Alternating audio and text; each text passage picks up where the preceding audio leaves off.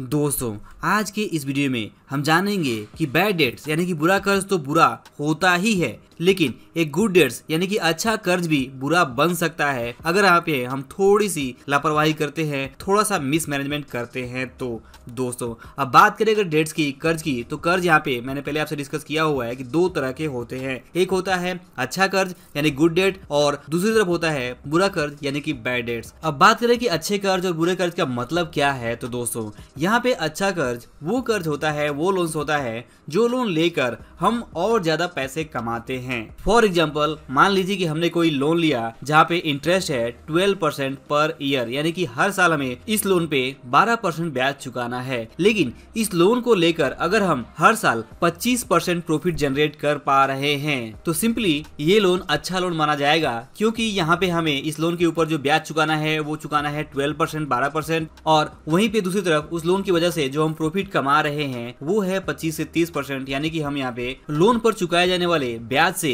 ज्यादा का प्रॉफिट कर पा रहे हैं, तो ये हमारे लिए अच्छा लोन माना जाएगा। और बात करें अगर बुरे कर्जों की, तो बुरे कर्ज यानी कि बैड डेट्स वे कर्ज है जिनको लेने के बाद से हमारी जो आमदनी है वो बढ़ती नहीं है, बल्कि उस लोन की जो भी EMIs है, जो भी उसका इंटरेस्ट है, वो हमें अपनी जेब से भरना पड़ता है। फॉर एग्जांपल, मान लीजिए कि हमने कोई लोन लिया और उस लोन को लेकर हमने अपने घर का फर्नीचर कराया, अपने घर में बहुत सारी अलग अलग चीजें खरीदी, और चीजें खरीदने के बाद से अब यहाँ पे उस लोन का पूरा पैसा उन चीजों में लग चुका है, उन फर्नीचर में लग चुका है, घर में लग चुका है, और इस लोन से हमें कोई भी आमदनी नहीं हो रही है, कोई भी एक्स्ट्रा प्रॉफिट नहीं हो रहा है, और उस लोन का जो भी इंटरेस्ट अमाउंट है, जो भी उसकी EMIs है, वो हमें अपनी खुद की कमाई से, अपनी खुद की सैलरी या जो भी हमारे दूसरे इनकम है उससे भरना पड़ रहा है। तो ये पूरी तरह से एक बैड डेट्स यानी कि बुरा कर्ज है, और इस तरह के कर्ज से आपको हमेशा सावधान रहना चाहिए। इसके बारे में तो हम पहले ही डिस्कस कर चुके हैं। बट अगर बात करें सिर्फ और सिर्फ अच्छे कर्ज यानी कि गुड डेट्स के बारे में भी, तो आप कई बार ऐसा देखेंगे कि जो अच्छा कर्ज है, जो गुड डेट्स है, वो भी बाद में बैड डेट्स यानी कि बुरा कर्ज बन सकता है। और इसलिए हमेशा अगर आपने कोई भी कर्ज लिया हुआ है तो ऐसा मत मान के चलिए कि आपने कर्ज लिया है,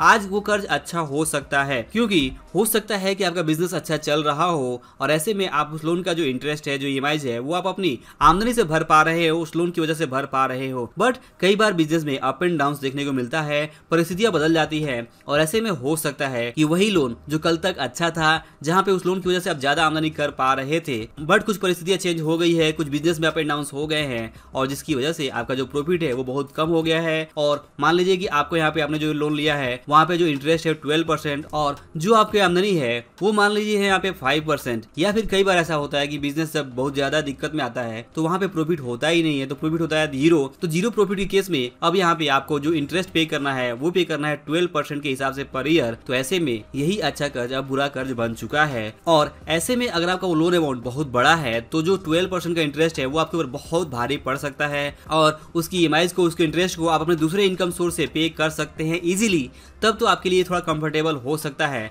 बट वहीं पे अगर लोन अमाउंट बहुत बड़ा है, आपने बहुत बड़ा लोन उठाया हुआ है, तो ये 12% आपके लिए बहुत भारी पड़ सकता है, और ये बुरा कर्ज आपको पूरी तरह से फंसा सकता है, ट्रैप आउट कर सकता है, और आपको बहुत दिक्कतों में डाल सकता है। तो यहाँ पे आपको ये समझ के कभी भी नहीं रहना है कि अच्छा कर्ज आपने लिया है, आपने सोच के लिया है कि आप बिजनेस करेंगे इस कर्ज को लेकर और ज़्यादा पैसे कमाएंगे। बट क्या होगा अगर आपने ज़्यादा पैसा नहीं कमाया, तो आपको वो इंटरेस्ट पे करना होगा अपनी जेब से, तो उस टाइम आपको ये बहुत ही दिक्कत में डाल सकता है। इसलिए ये बहुत जरूरी हो जाता है कि सबसे पहले तो आप इस बात को समझे कि लोन्स लेना अपने आप में बहुत ही जिम्मेदारी, बहुत ही रिस्पॉन्सिबिलिटीज का काम है, और इस जिम्मेदारी को आपको हमेशा सोच समझ कर उठाना चाहिए और सोच समझ कर ही फैसला करना चाहिए कि कितना लोन आपके लिए कंफर्टेबल है, और उतना ही लेन लेकर आपको काम शुरू करना चाहिए। और वो भी तब जब आपने पहले से जो बिजनेस कर रहे हैं उसमें अगर आप प्रॉफिटेबल हैं तो ही आपको नए लोन के बारे में सोचना चाहिए। यानी कि अगर आप पहले से जो बिजनेस कर रहे हैं वहाँ पे आपको प्रॉफिट नहीं हो रहा है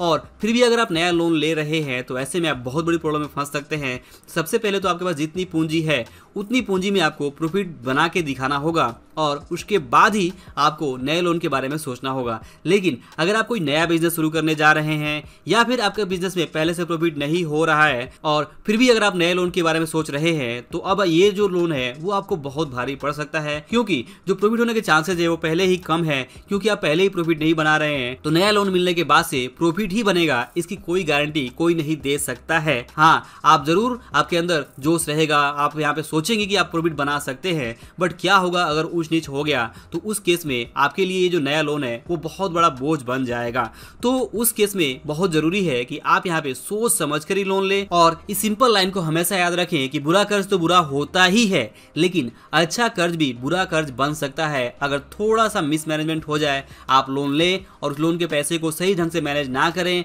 और उस लोन से अगर प्रॉफिट ना कमा पाए तो जो एक अच्छा लोन है वो भी आपका बुरा कर्ज हो सकता है। यानी कि अगर आप बिजनेस के लिए भी लोन लेते हैं तो बिजनेस लोन जरूरी नहीं है कि वो अच्छा लोन ही साबित हो जब तक कि आप उससे प्रॉफिट ना कमा पाए। तो दोस्तों, आई होप कि आप इस वीडियो से जरूर समझ पाए होंगे कि किस तरह से एक अच्छा कर्ज भी बुरा कर्ज बन सकता है अगर परिस्थितियां बदल जाती है। तो इसलिए यहाँ पे लेसन यही है कि आपको चाहे कर्ज कोई भी हो, सबसे पहले तो आपको बुरा कर्ज लेने ही नहीं है, पूरी तरह से अवॉइड करने हैं, लेकिन अच्छा कर्ज लेते समय भी आपको बहुत ही सोच समझकर, बहुत ही जिम्मेदारी के साथ में उसके बारे में फैसला लेना है। तो आई होप कि ये लेसन आपको जरूर पसंद आया होगा। वीडियो पसंद आया हो तो इसे लाइक और शेयर जरूर करिए। अंत में इस वीडियो को देखने के लिए और हमारे साथ जुड़े रहने के लिए आपका दिल से बहुत बहुत धन्यवाद।